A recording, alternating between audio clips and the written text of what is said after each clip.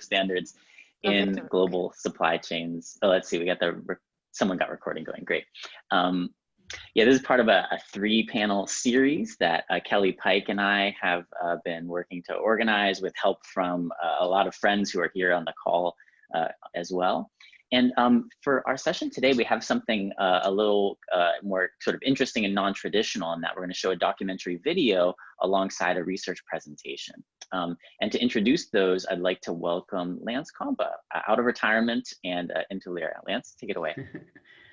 Hi, everybody. Great to be with you, and thanks to Kelly and Greg and the team for pulling together this really exciting series of sessions on this important topic.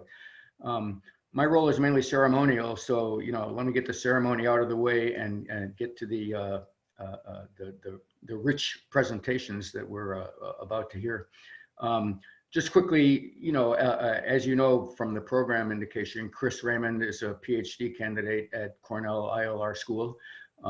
We crossed paths for a couple of years before I moved on and retired from ILR last year, but it's been great to have Chris part of the program at the ILR School. He's going to talk about his paper based on research in Bangladesh, really rich fieldwork with important and insightful interviews with workers and unionists and other important players. And he's gonna, I found the paper fascinating because he really grapples with the problem and the challenge of a certain disconnect between the rhetoric of international labor solidarity and the reality of international solidarity, but not dissing it, but really trying to figure out how can we make this sort of thing work. Kelly's going to present the film. Just a personal note: I had the pleasure of serving on Kelly's dissertation committee at Cornell ILR School. So I feel like I was there at the creation or at the launch of Kelly's intellectual project, and it's been fantastic just to see how she has expanded that work and gone in different directions, but always with a core focus on what can we do to improve working conditions for workers in the global supply chain system. Elizabeth Bennett is going to discuss the paper and the film. Elizabeth has been at Lewis and Clark since 2014, and in a very short time has established herself as a real force in this field in terms of research and writing, and I'm sure her students are benefiting from that as well in her teaching career. So I'll stop there, turn it over to Chris to talk about his paper, and then move to the film with Kelly and Elizabeth's discussion. Thanks, everybody. Over to you, Chris. Great, thanks, Lance. Really appreciate you setting the bar low and setting expectations low for my presentation. Let me see, share screen. Can everybody see my screen?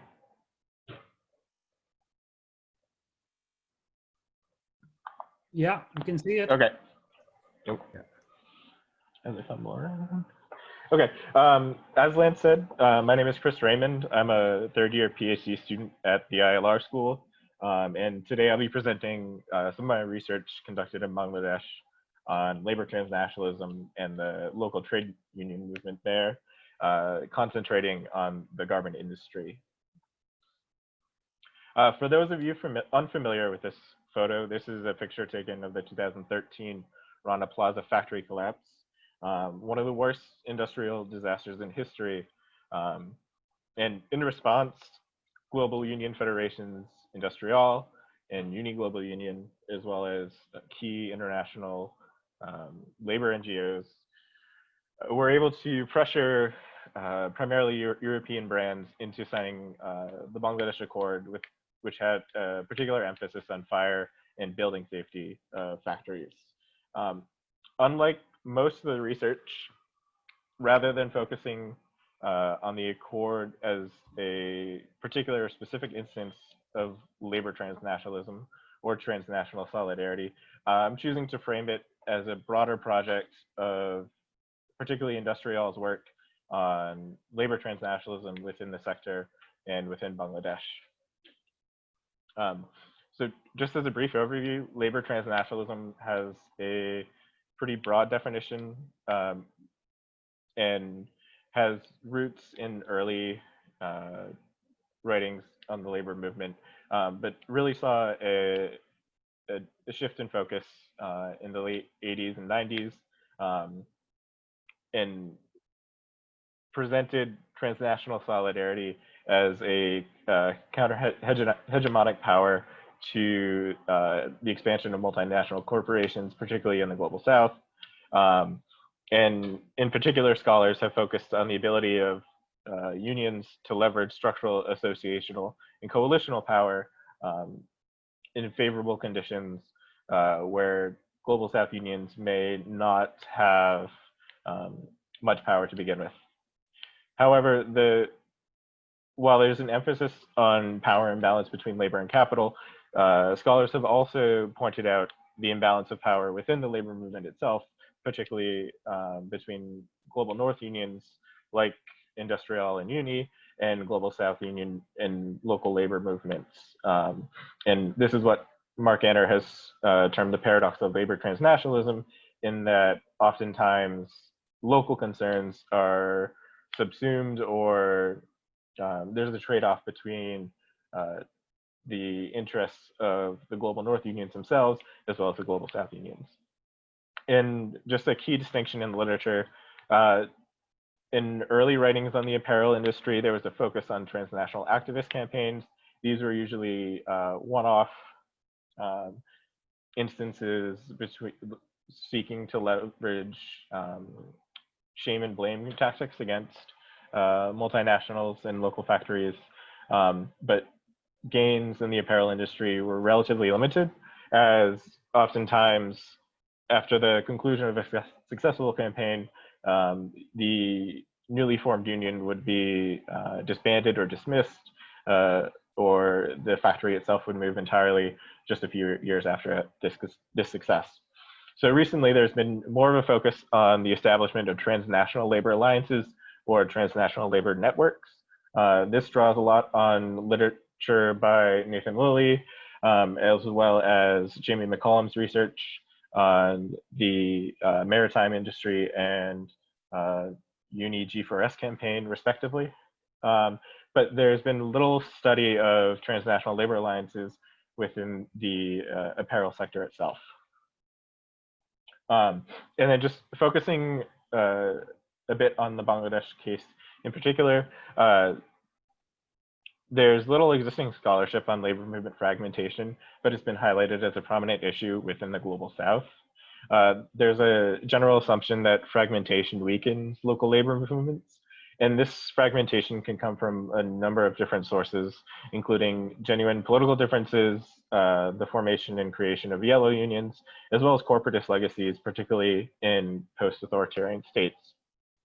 However, some scholars like Terry Carraway and Michelle Ford have found that institutions can facilitate collaboration and coordination within fragmented labor movements, in particular looking at the role of Indonesian minimum wage boards on bringing unions together. So my research initially was focused on two main questions. One, how do global union federations attempt to build solidaristic transnational labor alliances in the apparel industry? And how do global union federations build solidarity within fragmented labor movements? Just as a quick aside, while the project initially started primarily focused on the transnational aspect, I found a lot of richness in the domestic relationships between unions, and in particular the relationships between worker protest and the labor movement itself, which I'll get into a bit later on. So just as a quick summary of my data and methodology, I conducted 3 field visits in 2019, and this past January, I conducted 34 semi-structured interviews in a combination of English and Bangla, and used purposive and snowball sampling to gain access to trade unions and local NGOs. So just quickly on Bangladesh, it's the second largest garment exporter behind China, and the garment sector represents roughly 80% of the country's export earnings. In general, the labor movement in Bangladesh is highly fragmented, with a long legacy of politically affiliated labor federations that cross multiple sectors, but are concentrated largely in current or formerly state-owned enterprises. And then in particular to the case of the apparel industry, there are two strong employers associations, the Bangladesh Garment Manufacturers and Exporters Association and the Bangladesh Knitwear Manufacturing and Exporters Association. And in general, there's weak enforcement by the state of labor standards, and in particular, the right to freedom of association and collective bargaining. Particular to the ready-made garment sector, independent unions first appeared in the early 1990s with the help of the Solidarities Center. And since then, there's been subsequent proliferation with roughly 80 current federations. However, a number of these are what one of my interviewees termed laptop federations. These are largely yellow unions or federations of yellow unions that are someone hired by employers to fill out the necessary paperwork and have access to the internet for the purpose of avoiding genuine trade union organization within the sector. And then broadly, there are a few collective agreements and a general lack of recognition of unions as legitimate partners by the state and employers. So getting to labor transnationalism in Bangladesh, so the Solidarity Center has been involved in the sector for a while now. Industrial through the Accord, as well as their new initiative, Action, Collaboration, and Transformation, which is a shift from fire, health, and safety to the issue of living wage through collective bargaining. As far as I know, the program is still underway in Bangladesh and Cambodia. I think Cambodia was intended as a case study, but had difficulty there. But rather than establishing single one-off programs, Industrial appears to be using a combination of multiple initiatives and strategies, as well as education and more intimate forms of solidarity with individual unions themselves. And it's important to note that the Industrial affiliates are part of the Industrial Bangladesh Council, which is a multi-sectoral combination of industrial affiliates. But one issue highlighted in my interviews was that the IBC itself has a limited scope, and due to the sectoral nature of minimum wage bargaining in Bangladesh, it has little official mandate or purpose. However, despite the lack of significant gains by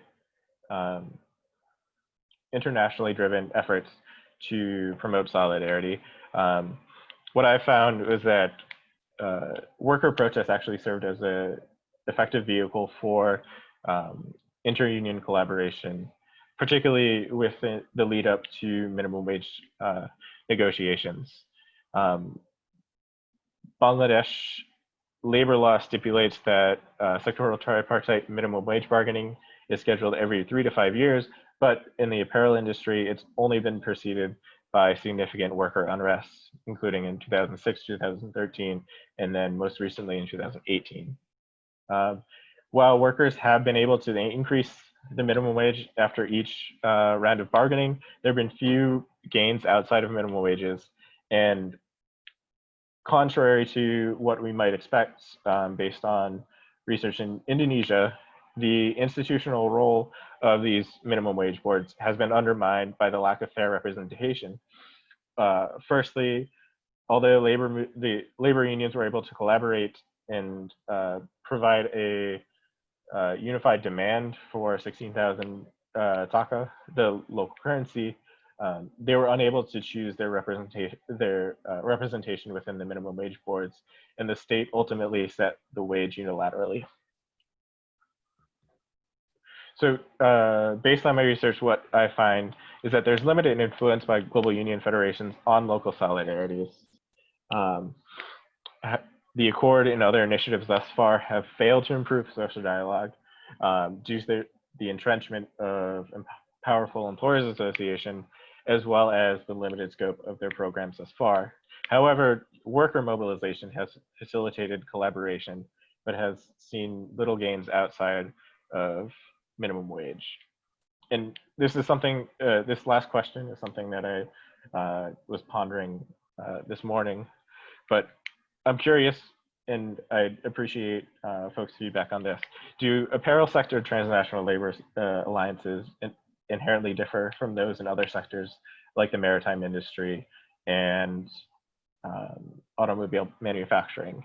And are differences explained by the industries themselves, or is it a product of strategies by local and international unions? Thanks, and I apologize if I ran a little long. Thanks, Chris, and thanks for putting that last question on the table. It's really a critical one. I hope we'll be able to engage on it. Kelly, over to you for the film, maybe a little introduction, and then we'll get on with the screening. All right, sounds good. So the film, Rethabile story, it's funded, it's produced by the Decent Work Regulation in Africa project, which is supported by the UK Global Challenges Research Fund and the Economic and Social Research Council. And I just pulled up the website of Decent Work Regulation in Africa. I've lost Zoom, but I assume everyone can see that. This, can someone confirm that they see that? Yeah, we see everything. Okay, all right. So in its simplest nutshell, if I studied better work in Lesotho for a long while, and that program shut down in Lesotho, and really the summary snapshot is that it worked while it was on the ground, but that things kind of returned to square one once it left, which raised a question about the capacities of stakeholders on the ground. Better work is supposed to come in, equip stakeholders with capacities to engage in social dialogue around improving compliance, and then leave a country and that system would still run, but it obviously didn't. And I wanted to understand more deeply what were the real barriers for individual stakeholders. They were working together and seemed to be operating smoothly when Better Work was there, but then things started to crumble apart when they left. And I was thinking about those issues at the end of that evaluation of that project when I met Professor Deirdre McCann at Durham University in the UK, and she had a massive project on unacceptable forms of work with a missing slice out of 8 slices on labor standards enforcement, and she wanted to look at that in the context of the Global South. So and that's where our relationship sort of began, and there were a few steps in the middle, but ultimately this Decent Work Regulation in Africa project was inspired in part from that. And so it's a collaboration between York University, Durham University in the UK, and the University of Cape Town in South Africa. The goal was to bring together actors from different countries in Southern Africa and engage in dialogue around regulatory strategies for improving compliance with labor laws. Then we did this pilot study in South Africa and Lesotho, and there's a report that's published on that, but this film is based on that pilot project. It's supposed to be a glimpse into life in the industrial areas in Lesotho and South Africa. And it also, I will admit, it's a bit promotional about the project itself, in part to, I think, satisfy some of the funders, but it's also supposed to illuminate and give a visual to stakeholders. It's not a solution, but it was something to keep the engagement and involvement of the different stakeholders who were involved in these meetings, representing buyers and unions and government and employers and all of that. So that's just a little background to the film. I can say more later, but let me let me go ahead and play the film. It's called Rethabile's story. Rethabile was a worker, former factory worker, and she was in the first focus group that I ran in Lesotho in May 2011. And she was later unfairly dismissed and became a union organizer. And this is her story.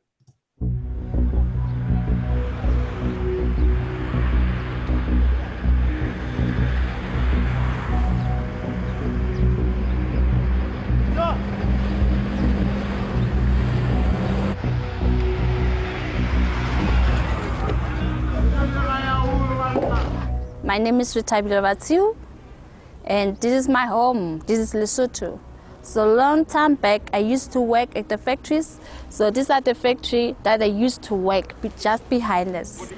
I want to tell you stories of my friends, good people, who are still working in the factories. Sorry to pause it. I really have to mute myself, I think. Okay.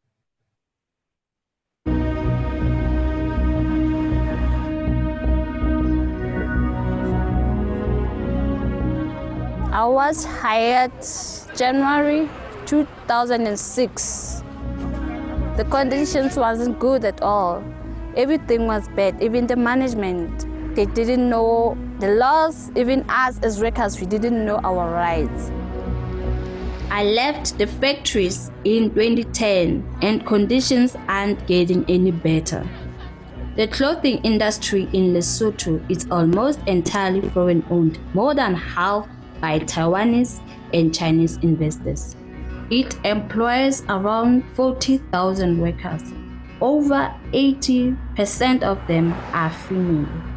And more than half of the Lesotho population lives below the poverty line, even though the value of our government export has risen to more than $400 million. Actually, my mother was ho hangishli hamat. Ha holo ho tloa ho management. Ha o mamele dilo tsa basebetsi ho hang go ha o re se ke le tsebe dilo tsa rona. We don't have heaters. The way we are treated is not good. We are working with different people. Those who don't understand our culture. It's not okay for management to be following us around. They're following us around like we are animals. They'll be like, make it quick, make it quick. While on the other side, they give us a little money.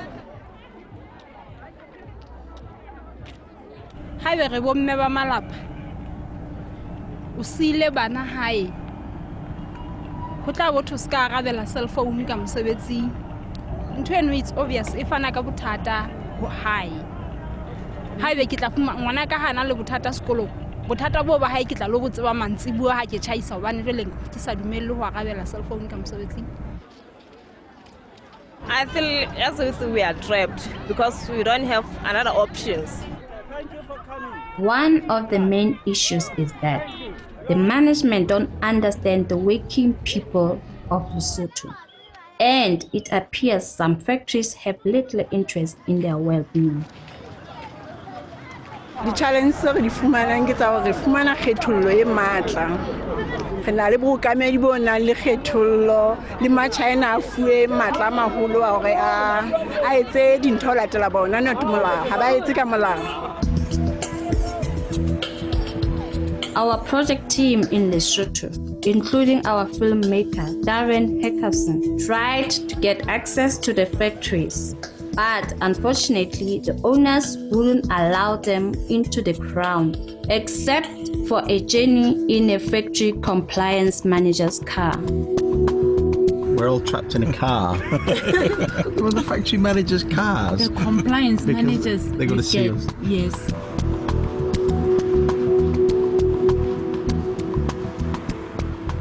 The money that we earn is very little, and there's so much sickness which we need to go to the doctors every month for the checkups.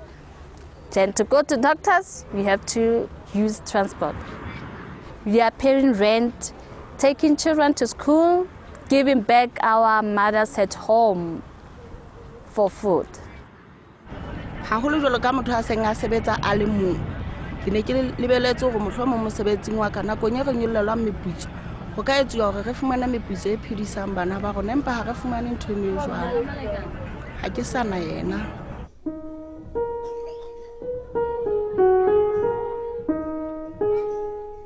My mom is working at the factory.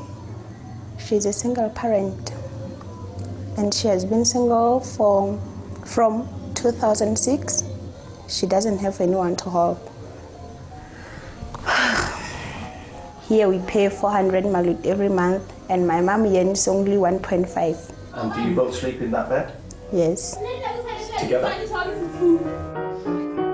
One of the hardest things for any parent is being apart from their children. And when your family home is miles away in the country, it is impossible to see them on a daily basis and travel to the factory. This factory worker hasn't seen her children for nearly 6 months. So the pain and torture of missing your children is more than any parent in any country should have to endure. It's real sad because you miss a lot of your children. Sometimes you miss their birthdays, you miss a lot to celebrate with them.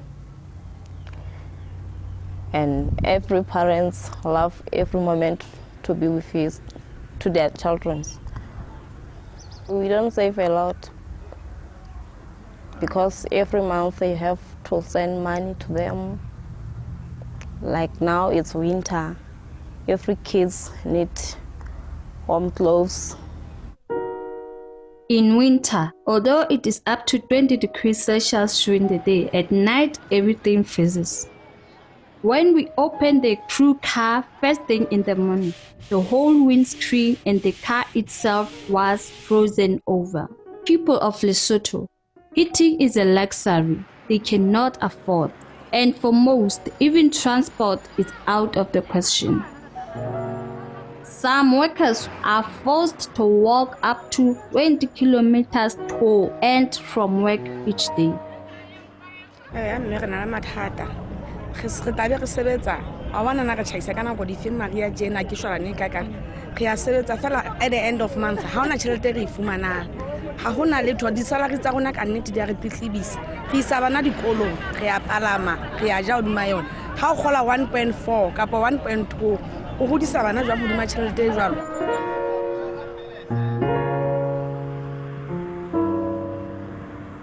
The sacrifices that workers have to do to make that money work.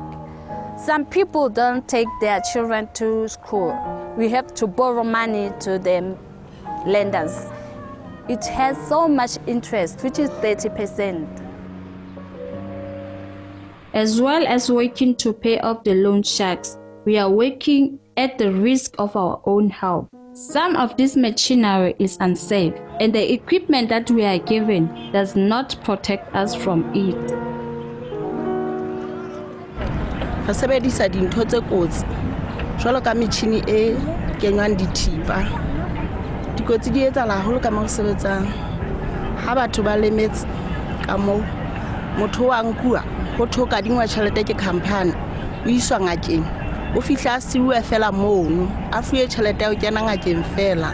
Lemong tse pedi tse fetileng ho kile a ba le mosebetsi ya kileng a kgaoha letsoho ke ona metšhini eno ya ka mono mme bookamedi ha bo ka ba sekehela tsebe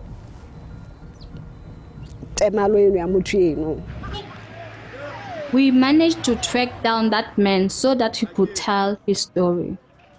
Hana ka kgwedi ya bobedi ka 2011 ka di 26 ke ne ntse ke sebetsana le taba le sela ya ba motšhini wa ntshwara ka moga go motšhini wa ntshwara ke la ka nka nako go lokollwa mo empa ka gola ka moga nako ke la ka lokollwa ka be ke tsamaya sepetlele yeo e ke ile sepetlele a gola motšhini o ntshwere boka 3 nako motšhini o ntshwara empa ka gola ke lokolotswe mono batho ba ne sentse ba tšhaisa tšhelane sa isheba nako fela batho ba ne sentse ba tšhaisa letsoho leno la ka le la salla ka motšhining ka mono di ile se le setse mogao ke ya sepetlele.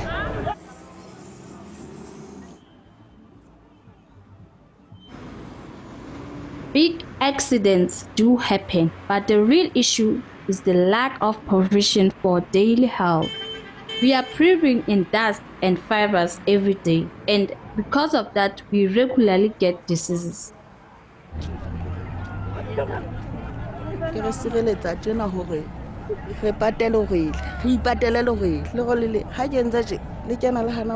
Qetellong ya letsatsi o qetelletse o kula ke maemo ano a ka mono mme ha o so o kula company se nka o se letho e kana e le o tebela ya o tebela mosebetsing hobane o so kula. TB is common. For example, one of our friends was diagnosed just 2 weeks ago and she allowed us to film with her. We just need some small talk. That will be fine because she says she's tired. She needs to rest. Are you getting any doctors? Has anybody coming to see you? Oh, una motho a tlang a tlo bona wa doctor. Ka bona kwa na tlamekise ngake. No, there's no doctor who needs to come here. She has to go to see the doctor. So they won't come and visit? No, she has to go to see the doctor. And I suppose that's probably impossible at the moment. Yes, it is. She's on sick leave. Without pay? Without pay, yes. 2 weeks. 2 weeks without pay? Sick leave, yes. Do people care about health and safety? No, each and every day we got workers who get injured in every department. What would happen if somebody got injured? They'll take you to the hospital and drop you there. And they brought you 50 rand. And you have to pay that 50 rand back. And are you expected to come back into work straight afterwards? Yes. So what happens if you can't work? They will tell you have to resign.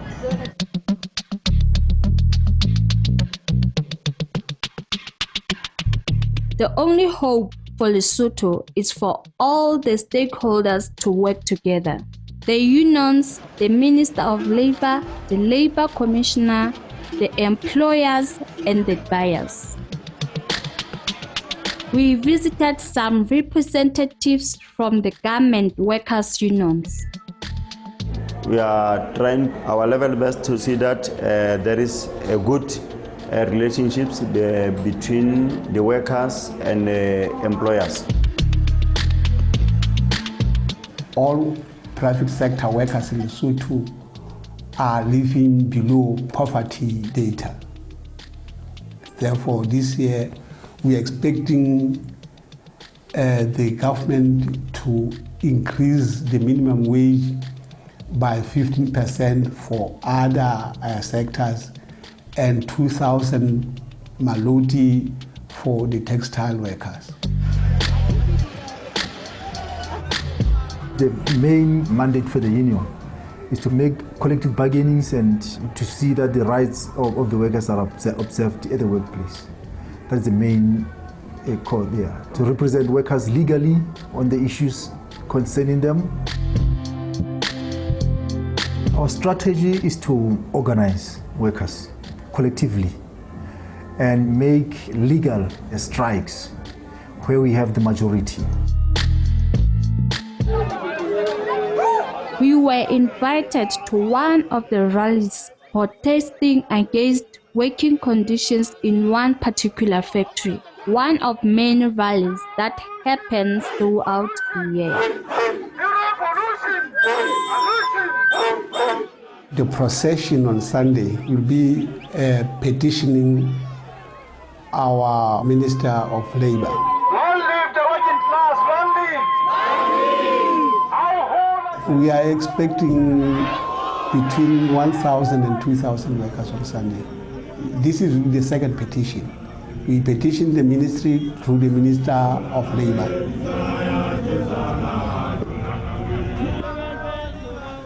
And we are expecting him to give us a positive answer. If we don't hear anything after 2 weeks, then we'll sit down with our constituency workers and say which is our way forward. So you think it'll work? I don't know, but we'll try. Communication is always good.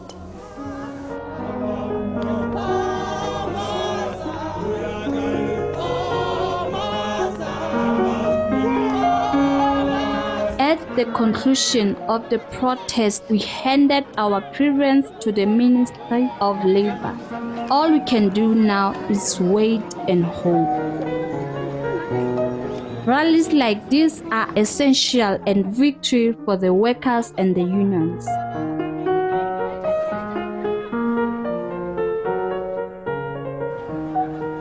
But we don't want to fight. We want a happy life where our working conditions and our pay give us the lifestyle we deserve. We have hopes and dreams just like everyone else. Ke a kgola bophelo bo motho ka bo hlokang ka mono bakeng sa bokamoso ba bana ba rona ke ba bana ba ke ha re ka bona re salary ya rona e batla e akaretsa ditlhoko tsa malapa a rona. Ke gola motho ntono e o e lebelletseng ha o sebetsa ke taba hore o batla ho ba le ntlo e kgolo o ba le koloi le bana ba hao ba kgona ho kena sekolo ba university. Ha tjhelete ne le ntle ne ke toka ka koloi ya ha ntlo bana ba ka ba ya sekolong.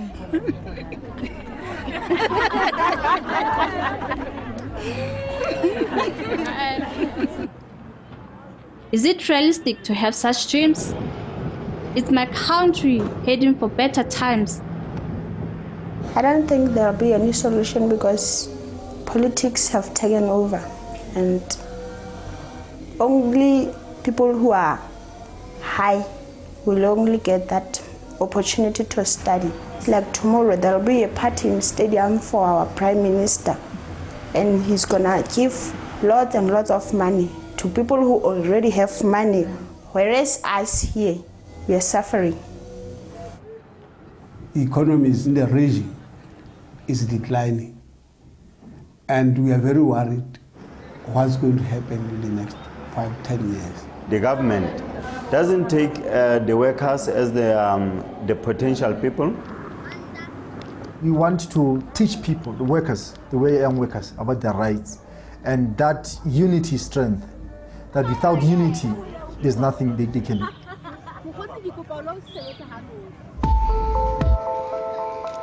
This problem is not isolated only to Lesotho.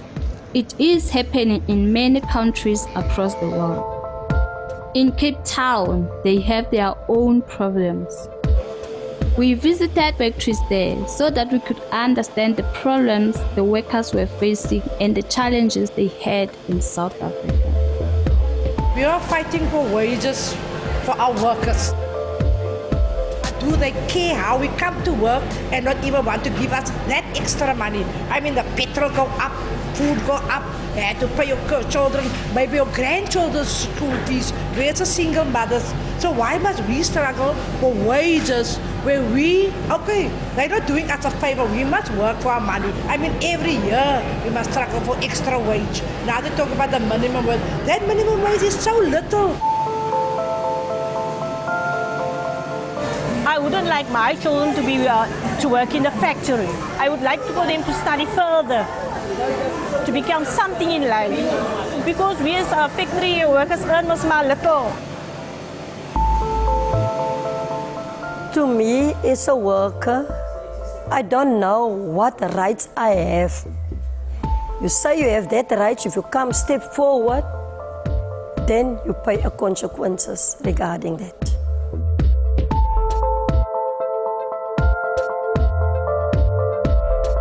Sometimes there's no unity, and sometimes there is unity. Sometimes managers don't want to listen to the workers, but you're going further and take it to your boss, then they will make time to listen. Sometimes people is too scared to speak out. Work out here is so scarce for the children that out of matric, where they must go find work. There's not even a job for our children here in Cape Town, here in the Western Cape. Because you must have the education, you must have money to go to university or to post-matric. Where must I go? Come work in a factory. When will the world come to think that we are hard-working people that want to earn enough money to provide for our children or maybe our children's children? Because there's no work for them out there. How can we solve these problems?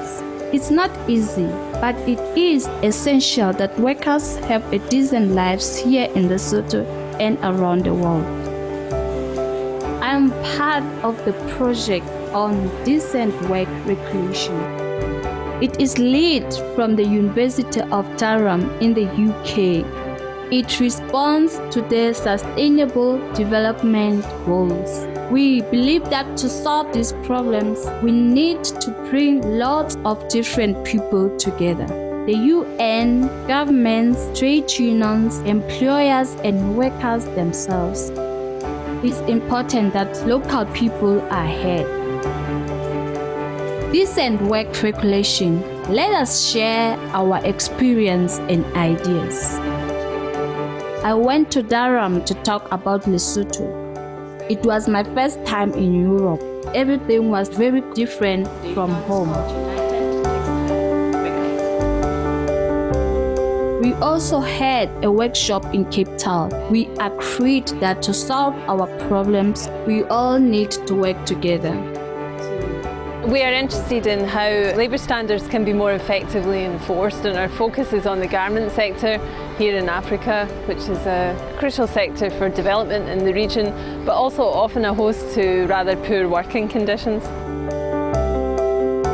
The workshop agreed on the most important challenges in the garment industry and some ideas on how they can be solved through collaboration among all the stakeholders.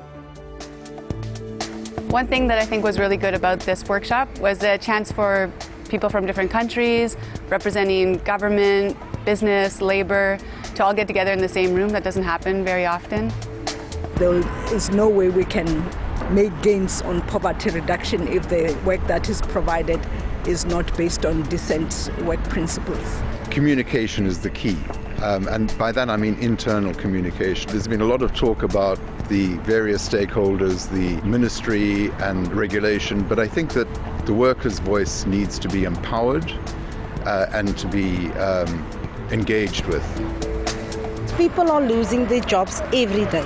Companies are closing, the retailers, are giving our manufacturing sector very low prices, It's like pressing down on something that's already going down. And we're trying to, push back. I think it's the whole system and framework that we need to be addressing. And the problem is that a lot of us are specialized in one component and we're not speaking to each other.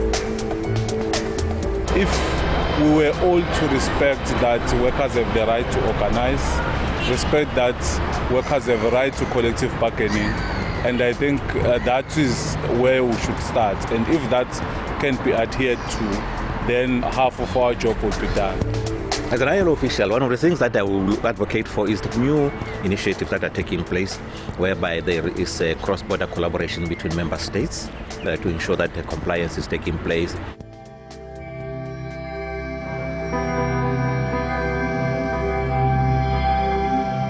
This is a supply chain. We cannot buy a t-shirt without knowing where the t-shirt comes from. You should know the t-shirt have been, it's produced a clean cloth campaign. So we have to make it very clear to the world that even though you are buying from Lesotho, this is what Lesotho is doing to the workers. The workers are not suffering. The workers are dying.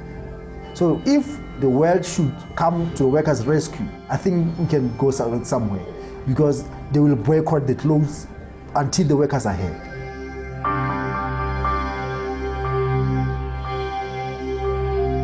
By working globally, the brands can help us here in Lesotho. We have some companies which are at other countries.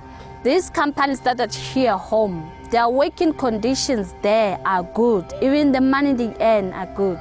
So I think if the brand can do that even in our country, the working conditions, even the money can be good, and workers can enjoy their work.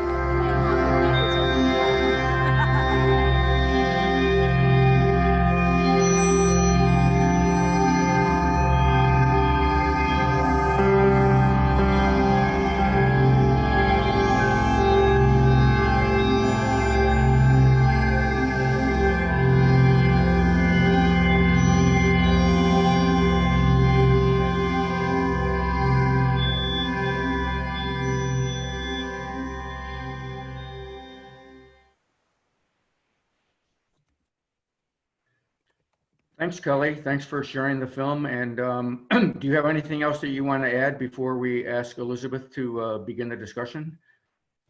No, I think let's jump right to Elizabeth. Okay, Elizabeth, take it away. Great. Really fantastic paper and film, and I'm excited to have the opportunity to talk about both of them. Is this sound okay? Can someone give me a visual? It's okay. Okay, great. So I think I'll start with the film and then return to the paper.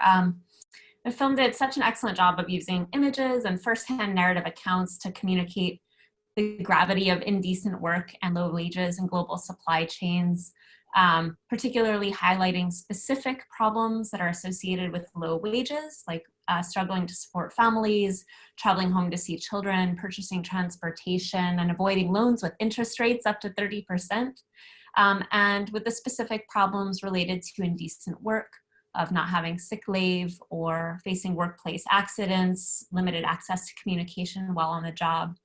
So I imagine this film would be a really helpful resource for people who are in the initial stages of learning about and starting to unpack labor issues in global supply chains, or maybe think more critically about what the term sweatshop might be if they're just broaching the topic. It was really well done. And in particular, I appreciated the way that it provided an opportunity for workers to describe in their own words what their experiences are, and to connect one specific localized context with a broader global trend. The aspect of the film that I want to discuss is the suggestions for addressing labor exploitation, or the policy prescriptions. I thought it was really interesting that the film made 3 distinct yet connected and maybe contradictory arguments about the way forward. First, that change requires collaboration among diverse stakeholders, including the UN and academics and brands. And then second, that local workers have to play a visible and leading role. And then third, that the world should come to workers' rescue, which is one of the messages we heard at the end. And so those assertions taken together raised 3 important questions for me that I realized are really at the heart of your work, Kelly, in Southern Africa, and trying to understand what's happening there. So the questions I raised is, one, is participation by every one of those stakeholders highlighted in the film both necessary and insufficient? So another way to think about this question might be, are any of the stakeholder groups ineffective or unimportant enough that the resources that are being used to engage them and draw them into the conversation might be better allocated somewhere else? So I wondered about that idea that all stakeholders are needed, and without participation by all, we won't have the outcomes that we would hope for. The second question is, I think, might be a little prickly, but it's meant to provoke a bit. 2 decades into globalization, when we convene stakeholders at the University of Durham and we listen to workers' stories, what are we learning that's new? And are we learning so much that's new in a forum like that, that it redirects the efforts and shapes the interventions that are taking place? Are workers telling us at this moment, 2 decades into globalization, something that is so new and different that it's really rerouting? Or are you hearing the things that you would expect to hear? So I'd be curious about where and how the value comes of those conversations specifically. And then third, drawing on findings from the research that's coming out of South Africa, what does it look like for workers to be simultaneously at the lead and taking the forefront, while also having the world come to the rescue, as the union leader on the video or in the film showed us. So what is this relationship amongst stakeholders looking like, and how does it work? And you commented a little bit about that in the comments at the beginning of the before the film, and I'd love to hear more. So thank you for a wonderful film and an opportunity to start exploring your research through this. I'm really excited about hearing more. Chris, your paper is just an excellent follow-up to some of the questions raised by the film. So they were well paired together. You posed the important question: if global unions continue to play a key role in labor organizing, how will wages, collective bargaining, and association be impacted? And you rightly note that while many case studies of transnational labor activism highlight a tension between local activism and the transnational labor networks, only a few really identify and theorize the conditions under which global unions enhance the local organizing efforts. And so in thinking about moving your paper forward, I have three kind of comments or suggestions. First, that your overall objective is a really important one. We need to better understand whether, when, and how the relationship between local leaders and their members, the leadership and the rank and file, that type of relationship can enhance or inhibit the effects of global union organizing. So I think that that contribution is really important, and my suggestion is for you to continue organizing your work around that. How does that rank and file leadership local relationship impact the ability of transnational activism to do its job? So continuing down that road, I think there are a few points in the paper where it went in a little bit of a different direction. And then my second set of questions is about the methodological approach. So some of the basic questions of, in talking with unions and labor NGOs, what did you ask and how did you organize the data? How can 34 accounts be generalized into meaningful insight about the relationships between thousands of members and then a few leaders? So how does generalizability work with this method? And then given that the number of findings that you have that contradict extant literature, I'm curious about whether and how your analysis triangulated interview data with other sources, or whether you're taking the interview data at face value. So what you mentioned that you had some other sources of data, but it wasn't clear how it was being used to triangulate the interviews or challenge it, or if you're just taking the interviews for what they were. And so my last and third comment was, in the paper you make a few conclusions. One, that infrequent negotiations and the lack of representative participation are key to undermining fragmented movements. And two, that worker mobilization can promote collaboration. And then your third conclusion is that state and employer repression of organizers can slow progress. So given that set of findings that you draw from the close analysis of your data, I wonder if you can more explicitly return to the overarching and framing question that's so important. Can you tell us what those three findings say about the member-leader relationship and how that member-leader relationship impacts transnational union federations from supporting their efforts? So sort of pulling together those discrete findings with the broad research question, I think would be a really important and meaningful contribution. So I hope those comments and questions are provocative or helpful in leading a discussion. Thank you again for a great paper and film. Thanks, Elizabeth.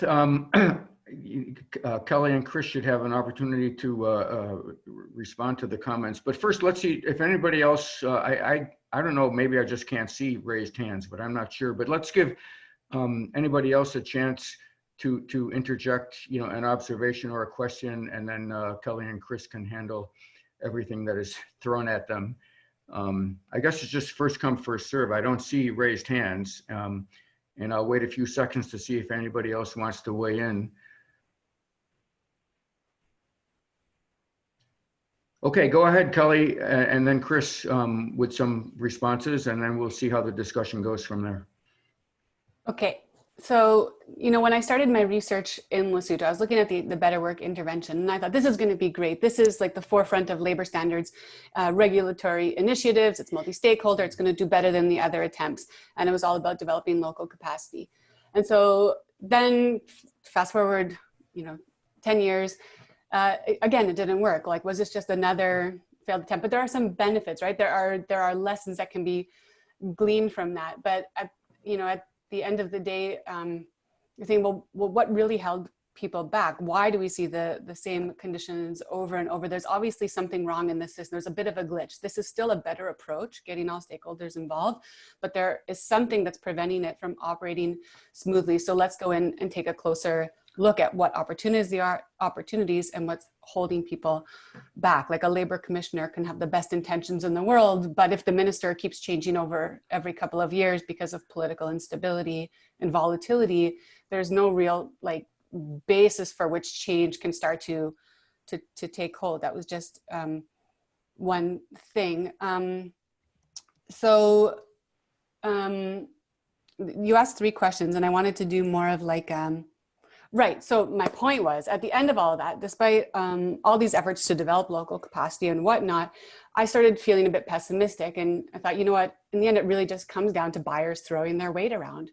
If Gap, if Levi's just continue to make orders, if they try to reward some of that, compliance with increased orders, then that would actually do something. Like maybe it really just does come down to the role of buyers. And that was a little bit discouraging. But we can say that at one hand and devote one track of our attention in trying to figure out how to get buyers to actually be more responsible throughout their supply chain through on-the-ground trainings and industrial relations and social dialogue and health and safety and grievance mechanisms and all that.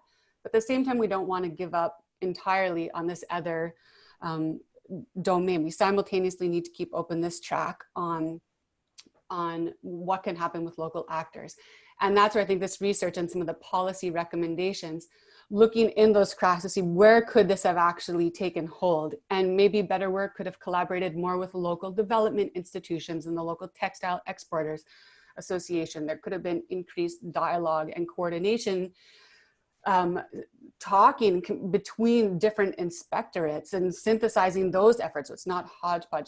The report outlines a little bit more of these recommendations that try to get away from just broad sweeping social dialogue and multi-stakeholder. So I think now we're trying to move a little bit away from this normative idea of what actors are supposed to do, whether individually or in a collective, to see what is actually happening, what can actually enable them to make some steps forward. I don't agree with with May Rathakani's comment about boycotts. That I didn't do the film. I kind of want to edit out that bit. I don't think that that's the solution. For buyers to pay attention, though, there is still some value in bringing all those stakeholders to the table. It's a bit of a chicken and egg thing. They see that this is important. They see they're gaining, there's some sharing of information between actors, this increased accountability. And I think that plays some role in getting buyers to do something. Sometimes we say with research, like no finding is a finding, or like no result is a result in itself. The fact that we're seeing the same exploitative conditions and workers saying the same things 2 decades into globalization is something in itself that really should make us put a mirror on ourselves to say, what are we doing wrong as actors, as academics in the world of regulating labor, just blowing smoke up, whatever, like how can you actually make a difference for workers on the ground? And I think moving away from that normative idea of what unions are supposed to do or different actors are supposed to do. I was feeling pretty pessimistic about unions at the end of all that research, and I'll stop in a second. But now in the times of COVID, who are the factories that are hanging on and getting those last fulfilled, orders from buyers? It's the ones that have unions and collective agreements and international framework agreements. So there is some hope for them. And I could talk more about this, but let me shift to Chris because we're already over time. I'm sorry. Yeah, go ahead, Chris. Thanks. So Elizabeth, I really appreciate your comments, and I agree. I think the paper has a tendency to go in a few different directions, and I think there was and still is a pull in tangling the international and domestic elements of the case. I had initially wanted to focus particularly on the international and transnational elements, but found a lot richer data in my interviews on the domestic case, and in particular, kind of the how entrenched the local employers associations are within the Bangladesh case study. And I think getting to your point about kind of the how to not generalize but holistically look at the case, I think the inability of transnational unions and labor transnationalism to effectively kind of budge the local employers association is a question unsolved, and I think remains a challenge. And just for folks unaware of the accord, it was there was a local case filed against the accord, and in order to stay the accord and local employers associations had to renegotiate an agreement in which local employers were represented on a new initiative, the RMG Sustainability Council, which is in essence taking over the activities of the accord. But one tension in my interviews that came up was this issue of distrust of the employers association and how effective the international unions would actually be at kind of standing up for workers and unions themselves. Because although local Bangladeshi unions are incorporated into the structure of the accord, and seemingly the RMG Sustainability Council, their voice in those forums has been limited. And in the negotiations with brands and employers associations, local unions felt that industrial in some ways had sold them out. Not entirely, but rather prioritized the relationships with the brands than strongly fighting for the concerns of local unions. And I think this gets into that tension between the global and local actors within the labor movement. And then just a quick point about the triangulation. I think it's a good point, and I'll be sure to articulate that further. I think the big one was, the biggest contradiction I found was, I think there was a tendency to conflate the characteristics of the broader trade union movement in Bangladesh with the particulars of the garment sector. A lot of the broader federations had prior relationships and histories dating back to even pre-British independence from Britain and Pakistan as well. Whereas the garment sector only appeared at the end of the 70s, and unions weren't, their first union I think was formed in 1994. So they have an entirely separate history. And I think there was a tendency in the literature to conflate the characteristics of the two. But I can explain that further moving forward.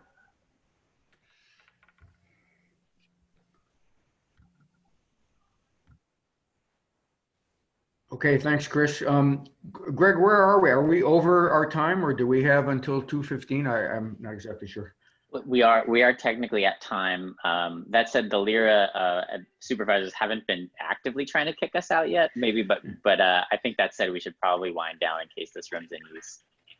Okay, and but the next session follows right on this, and at the same meeting room, right? So anybody who wants to participate can just stay on and take a few minutes break now. And what is the starting time for that next session? So part 3 starts at 3 p.m. in the same room that we're in right now. Okay. There's a plenary.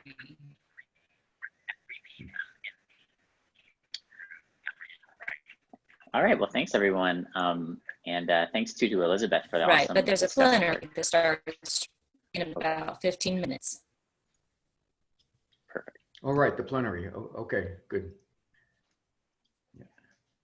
Thanks, everyone. Okay, thanks everybody. We'll see you at the plenary and hopefully at session 3 of ours. Great. Bye. Thanks to everybody.